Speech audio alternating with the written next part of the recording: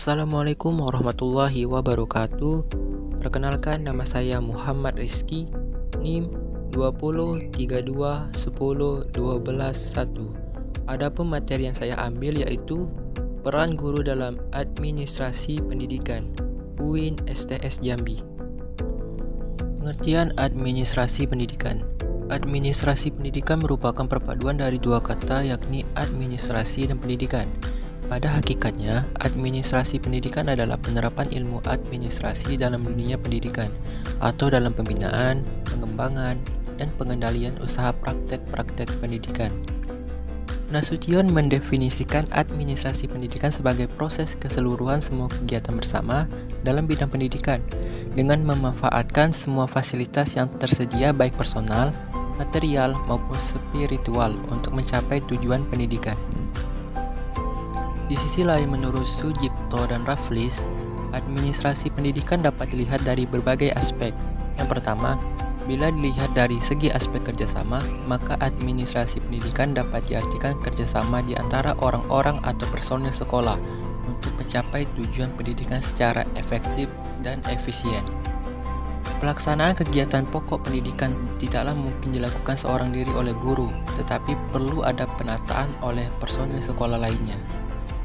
Yang kedua, administrasi pendidikan adalah proses pencapaian tujuan pendidikan yang dimulai dari proses perencanaan, pengorganisasian, pengarahan, pemantauan, dan evaluasi dalam pencapaian tujuan pendidikan.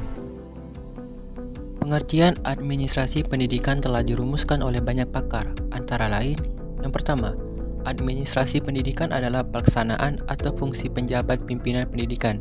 Yang kedua, administrasi pendidikan adalah keseluruhan proses atau rangkaian usaha kerjasama manusia.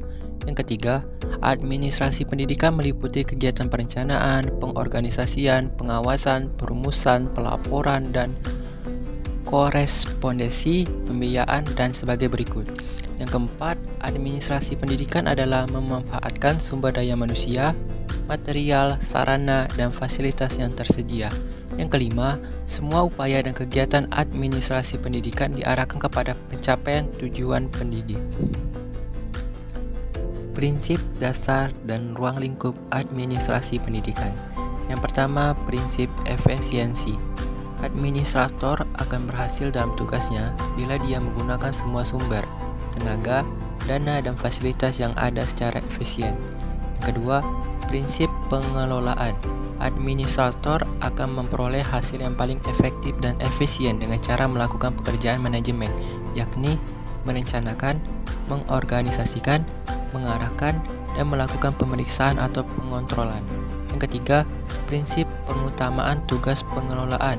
Bila diharuskan untuk memilih pekerjaan manajemen dan pekerjaan operatif dalam waktu yang sama, seorang administrator cenderung memprioritaskan pekerjaan operatif. Namun, ia sebaiknya tidak memfokuskan perhatiannya pada pekerjaan operatif saja, karena bila ia hanya berkecimpung dalam tugas-tugas operatif saja, maka pekerjaan pokoknya akan terbengkalai. Yang keempat, prinsip kepemimpinan yang efektif. Seorang administrator akan berhasil dalam tugasnya apabila ia memiliki gaya kepemimpinan yang efektif, yakni memperhatikan hubungan antara manusia, pelaksanaan tugas, serta memperhatikan situasi dan kondisi yang ada. Adapun tentang gaya kepemimpinan yang efektif adalah mampu memelihara hubungan baik dengan bawahannya. Di samping itu, ia juga harus memperhatikan pembagian dan penyelesaian tugas bagi setiap anggota organisasi yang sesuai dengan jenis pekerjaannya. Yang kelima, prinsip kerjasama. Administrator dikatakan berhasil dalam melakukan tugasnya bila ia mampu mengembangkan kerjasama antara seluruh anggota baik secara horizontal maupun secara vertikal. Adapun prinsip-prinsip yang digunakan dalam kurikulum 1975 sebagai landasan operasional kegiatan administrasi di sekolah adalah berikut ini. Yang pertama, prinsip fleksibilitas. Penyelenggaraan pendidikan di sekolah harus memperhatikan faktor-faktor ekosistem dan kemampuan menyediakan fasilitas untuk pelaksanaan pendidikan di sekolah. Yang kedua, prinsip efisien dan efektivitas. Efisiensi tidak hanya dalam penggunaan waktu secara tepat, melainkan juga dalam pendayagunaan tenaga secara optimal. Yang ketiga, prinsip berorientasi pada tujuan. Semua kegiatan pendidikan harus berorientasi untuk mencapai tujuan. Administrasi pendidikan di sekolah merupakan komponen dalam sistem pendidikan, maka untuk menjamin tercapainya tujuan tersebut, tujuan operasional yang sudah dirumuskan harus menjadi sandaran orientasi bagi pelaksanaan kegiatan administrasi pendidikan di sekolah. Yang keempat, prinsip kontinuitas. Prinsip kontinuitas merupakan landasan operasional dalam melaksanakan kegiatan administrasi di sekolah. Karena itu, dalam tiap jenjang pendidikan harus memiliki hierarki yang saling berhubungan. Yang kelima, prinsip pendidikan seumur hidup. Setiap manusia Indonesia diharapkan untuk selalu berkembang. Karena itu, masyarakat ataupun pemerintah diharapkan dapat menciptakan situasi yang dapat mendukung dalam proses belajar mengajar.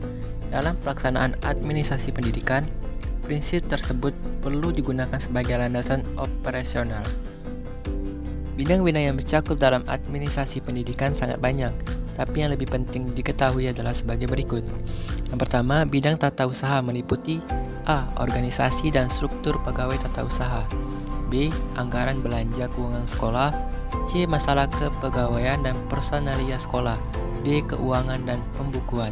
Yang kedua, bidang personalia murid meliputi A. Organisasi murid, B. Masalah kesehatan murid, C. Masalah kesejahteraan murid, D. Evaluasi kemajuan murid, E. Bimbingan dan penyuluhan. Yang ketiga, bidang personalia meliputi A. Pengangkatan dan penempatan guru, B. Organisasi personil guru, C. Masalah kepegawaian, D. Masalah kondite dan evaluasi kemajuan diri. Fungsi dan tujuan administrasi pendidikan. Yang pertama, fungsi perencanaan. Pendidikan merupakan fungsi yang sangat penting dari administrasi karena fungsi ini memang berperan banyak dalam hal memberi petunjuk pada pelaksanaan pendidikan. Acuan untuk memonitor kemajuan dan pelaksanaan program pendidikan, kriteria dalam penilaian untuk mengetahui ada tidaknya hambatan atau bahkan penyimpangan dan dapat menjadi media inovasi. Dalam perencanaan itu sendiri akan menjawab pertanyaan apa yang harus dilakukan, bagaimana melakukannya, di mana dan siapa yang melakukan hal itu. Dalam fungsi terkandung kegiatan menetapkan tujuan, mengambil keputusan, mengadakan peramalan atau perkiraan, dan memprakarsai strategi pelaksanaan. Lalu dapat dinyatakan perencanaan adalah menetapkan terlebih dahulu tujuan yang akan dicapai dan alat untuk mencapai tujuan yang telah ditetapkan. 2. Fungsi pengorganisasian. Fungsi administrasi yang kedua adalah pengorganisasian, yang berarti upaya membina dan memampangkan hubungan antara kegiatan dan faktor fisik yang harus dilakukan dan diperlukan, mengkoordinasikan sumber yang ada, pimpinan mendesain struktur formal bagi tugas dan hubungan kewenangan yang akan menjamin efektivitas dalam pencapaian tujuan. Pengorganisasian berurusan dengan pembagian jabatan yang harus dikerjakan, penetapan kelompok pekerjaan, dan pemerataan tanggung jawab dalam pekerjaan. Prinsip yang dianut dalam pengorganisasian adalah pembagian kerja, rintangan, departemensiasi, dan otoritas atau wewenang. Yang ketiga, fungsi pengawasan. Fungsi lainnya dalam administrasi pengawasan yang bisa diartikan menguji, memeriksa, dan mengecek segala sesuatu yang terjadi itu sesuai atau tidak dengan rencana, instruksi yang dikeluarkan, dan prinsip yang telah dimapankan. Pengawasan ini bersumber dari rencana dan tujuan organisasi. Yang keempat, fungsi penilaian. Fungsi penilaian berarti proses monitoring kegiatan untuk menetapkan apakah satuan-satuan organisasi telah berjalan secara efektif dalam pencapaian tujuan. Jika belum tercapai, dapat dilakukan perbaikan. Proses penilaian meliputi pengukuran, perbandingan, dan perbaikan. Semua fungsi tersebut satu sama lain bertalian sangat erat agar kegiatan dalam komponen administrasi pendidikan dapat berjalan dengan baik dan mencapai tujuan. Kegiatan tersebut harus dikelola melalui suatu tahapan proses yang merupakan daur atau siklus. Adapun proses administrasi pendidikan itu meliputi fungsi-fungsi perencanaan, organisasian, koordinasi, komunikasi, supervisi kepegawaian, dan pembiayaan dan evaluasi. Peran guru dalam administrasi pendidikan. Menurut Sri Helena dalam Diktat Profesi Keguruan, bahwa di sekolah guru berada dalam kegiatan administrasi sekolah. Sekolah melaksanakan kegiatannya untuk menghasilkan lulusan jumlah dan mutunya telah ditetapkan. Dalam lingkup administrasi sekolah inilah peran guru sangat penting dalam menetapkan kebijaksanaan dan melaksanakan proses perencanaan, pengkoordinasian, pengarahan, pengorganisasian, pembiayaan, dan penilaian kegiatan kurikulum, kesiswaan, sarana dan prasarana, personalia sekolah, keuangan dan hubungan sekolah dengan masyarakat, Disitulah guru harus aktif memberikan sumbangan maupun tenaganya. Administrasi sekolah adalah pekerjaan yang sifatnya kolaboratif, artinya pekerjaan yang didasarkan atas kerjasama dan bukan bersifat individual. Oleh karena itu, semua personil sekolah termasuk guru harus terlibat. Berikut akan diuraikan dan dijelaskan kegiatan administrasi pendidikan sekaligus peranan guru dalam administrasi pendidikan. Yang pertama, administrasi kurikulum. Menurut Profesor Sojipto dan Dr. Handes Rafli Kosasi MSc dalam bukunya yang berjudul Profesi Keguruan, bahwa kurikulum merupakan seperangkat bahan pengalaman belajar siswa dengan segala pedoman pelaksanaannya yang tersusun secara sistematik dan dipedomani oleh sekolah dalam kegiatan mendidik siswanya. Sedangkan menurut UU Nomor 2 Tahun 1989 mengartikan kurikulum sebagai seperangkat rencana dan pengaturan mengenai isi dan bahan pelajaran serta cara yang digunakan sebagai pedoman penyelenggaraan kegiatan belajar mengajar. Dengan demikian, berarti kurikulum ini sangat penting dalam suatu sistem pendidikan, karena kurikulum merupakan panutan dalam kegiatan belajar mengajar. Perencanaan kurikulum sekolah menengah oleh Departemen Pendidikan dan Kebudayaan tingkat pusat biasanya meliputi sebagai berikut. A. Penyusunan kurikulum dan kelengkapan pedoman yang terdiri atas: pertama, ketentuan-ketentuan pokok. Yang kedua, garis-garis besar program pengajaran. Yang ketiga, pedoman pelaksanaan kurikulum. B. Pedoman-pedoman teknis pelaksanaan kurikulum lainnya, antara lain pedoman penyusunan dan kalender pendidikan, pedoman penyusunan program pengajaran, pedoman penyusunan satuan acara pengajaran, pembagian tugas guru dan menyusun jadwal pelajaran. Dalam administrasi kurikulum, tugas guru adalah mengkaji kurikulum tersebut melalui kegiatan perseorangan atau kelompok, atau dapat dengan sesama guru satu sekolah atau dengan guru di sekolah lain, atau dengan kepala sekolah dan personil pendidikan lain seperti pengawas. Dengan demikian, kepala sekolah dan guru memahami kurikulum tersebut sebelum dilaksanakan. Yang kedua, administrasi kesiswaan. Menurut Profesor Sujipto dan Dr. Handes Rafli Kosasi MSc dalam bukunya yang berjudul Profesi Keguruan, bahwa administrasi kesiswaan merupakan proses pengurusan segala hal yang berkaitan dengan siswa di suatu sekolah, dimulai dari perencanaan, penerimaan siswa, pembinaan selama siswa di sekolah, sampai dengan siswa menamatkan pendidikannya melalui penciptaan suasana yang kondusif terhadap berlangsungnya proses belajar mengajar dan efektif. Tugas kepala sekolah dan guru dalam administrasi kesiswaan ini adalah memberikan layanan kepada siswa dengan memenuhi kebutuhan mereka sesuai dengan tujuan pendidikan yang telah ditetapkan.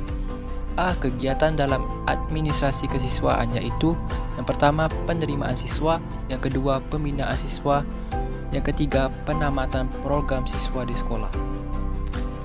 B. Peranan guru dalam administrasi kesiswaan. Dalam penerimaan siswa, para guru dapat dilibatkan dalam ambil bagian. Di antara mereka dapat ditunjuk sebagai panitia penerimaan yang dapat melaksanakan tugas-tugas teknis mulai dari pencatatan penerimaan sampai dengan pelaporan pelaksanaan tugas.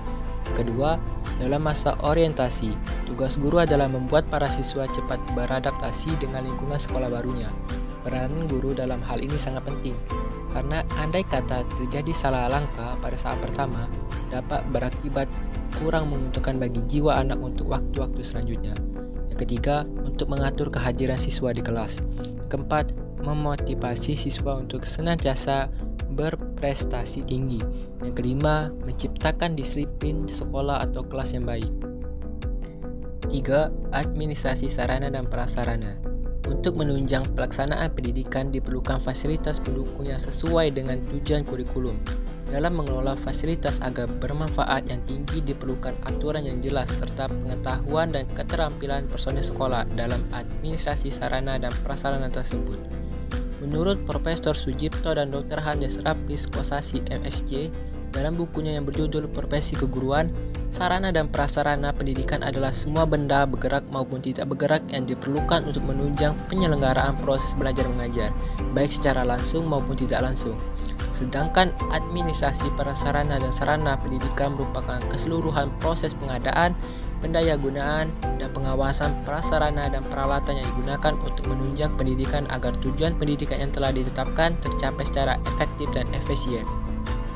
Kegiatan dalam administrasi prasarana dan sarana pendidikan meliputi A. Perencanaan kebutuhan, B. Pengadaan sarana dan prasarana pendidikan. C. Penyimpanan prasarana dan sarana pendidikan. D. Pemeliharaan sarana dan prasarana pendidikan. E. Pengawasan sarana dan prasarana pendidikan. 4. Administrasi keuangan. Administrasi keuangan meliputi kegiatan perencanaan, penggunaan, pencatatan, pelaporan, dan pertanggungjawaban dana yang dialokasikan untuk penyelenggaraan sekolah. Tujuan administrasi ini adalah untuk mewujudkan suatu tertib administrasi keuangan sehingga pengurusannya dapat dipertanggungjawabkan sesuai dengan ketentuan yang berlaku. Yang kelima, administrasi hubungan sekolah dengan masyarakat atau Husemas.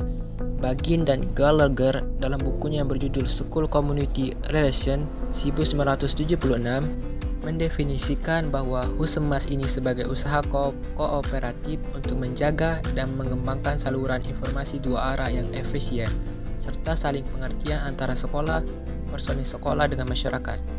Peranan guru dalam Husemas menurut Profesor Sujipto dan Dr. Hadas Raplis Kosasi MSc dalam bukunya yang berjudul Profesi Keguruan, yaitu A. Membantu sekolah dalam melaksanakan teknik Husemas. B. Membuat dirinya lebih baik lagi dalam bermasyarakat.